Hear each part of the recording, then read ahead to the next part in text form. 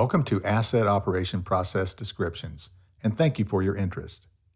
We hope you'll take time after this short presentation to explore the other Triad Unlimited presentations on YouTube, follow us on LinkedIn, and visit our website to see all our services and training offerings.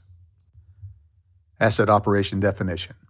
Asset operation consists of the processes necessary to define operator care, performance monitoring, critical process parameters, and continuous improvement.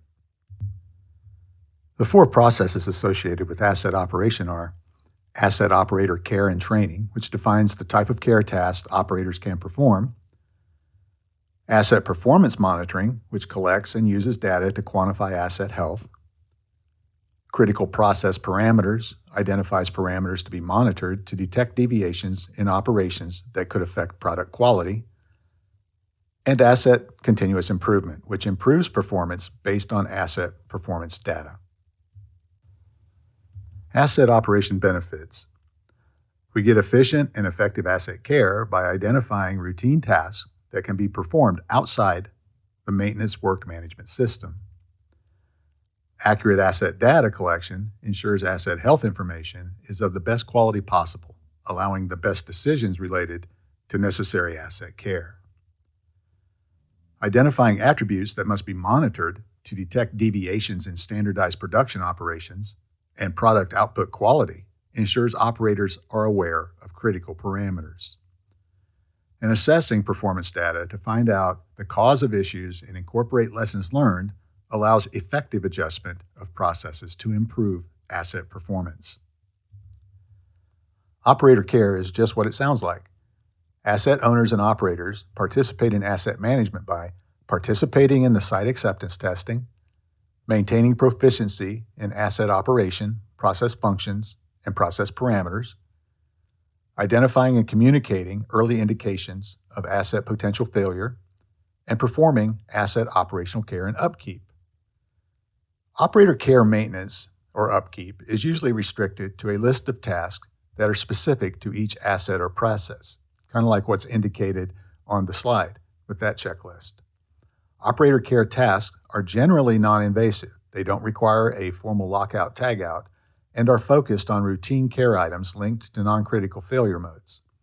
These include adjustments designed to be made during operation pre-checks and tests, consumable part replacement like filters, and cleaning. The specific task list should be developed cooperatively with maintenance, so both teams have the whole picture of how the asset is supposed to be maintained. Operator care maintenance is usually not incorporated into the work management system. It is usually controlled by checklists or other documentation which is controlled and audited as part of the operations log. Operator care includes controlled troubleshooting with a defined handoff point to maintenance or other support personnel. Process 2 is asset performance monitoring. Asset performance monitoring is not the same thing as condition monitoring, such as predictive maintenance inspection tasks. Asset performance monitoring is the analysis of operating data collected from an asset or a process, then initiating appropriate response to adverse indications. Often, asset performance monitoring is a manual process like operator rounds. When an indication of a problem is found, the finding feeds into the work management system in the form of a work order to investigate and repair.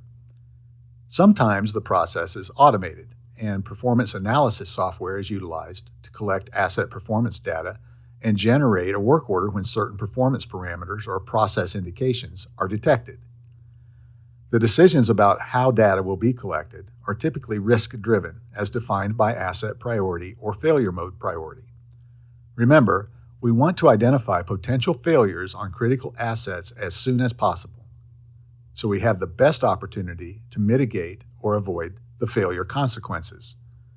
Therefore, the automated methods are usually reserved for high-priority assets. However performance data is obtained, it should be regularly compared to desired process parameters. It's a good practice for a reliability presence to be part of operational issue review meetings with the operations team. Performance trends should be monitored as a team with clear communication between departments when response activities are being developed. Decisions about mitigation should be made recognizing risk priority. Corrective or mitigating actions made in response to performance trends should be documented and communicated as a learning opportunity for all asset stakeholders, especially when issues are human-induced. Process 3 is critical process parameters.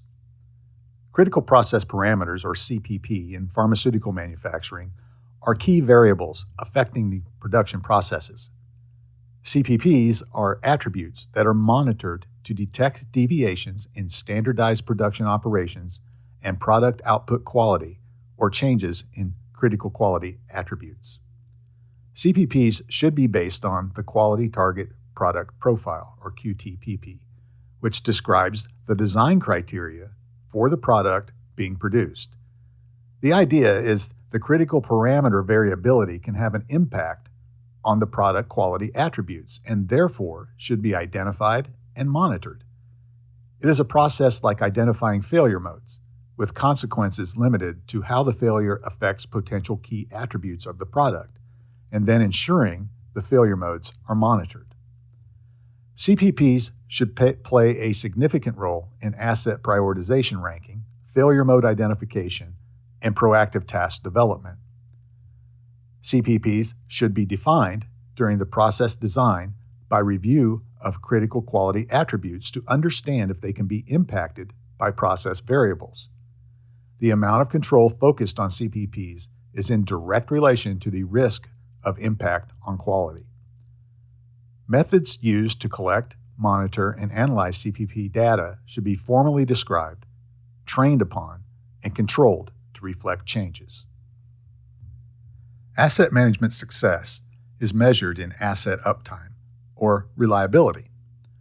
Reliability is the likelihood that an asset is going to perform as desired every time we want it to. Continuous improvement in asset management, therefore, is a program of processes that monitor key performance indicators, trigger responses to issues and trends, and implement corrective action to prevent recurrence. Continuous improvement activities can be incremental efforts or breakthrough-type improvements.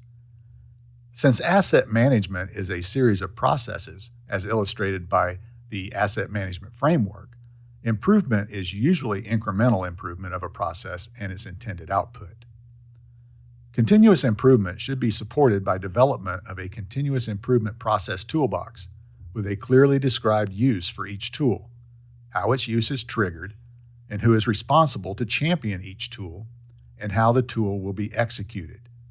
Tools typically used include root cause analysis, corrective action and preventive action, or CAPA, Plan, Do, Check, Act, PDCA, and Kaizen, among others. Continuous improvement can take the form of scheduled events to search for opportunities, or events that are triggered in response to an adverse condition. Let's summarize asset operation. Operator care allows asset owners and operators to formally participate in asset management. Asset performance monitoring is the analysis of operating data collected from an asset or process, then initiating appropriate response to adverse indications.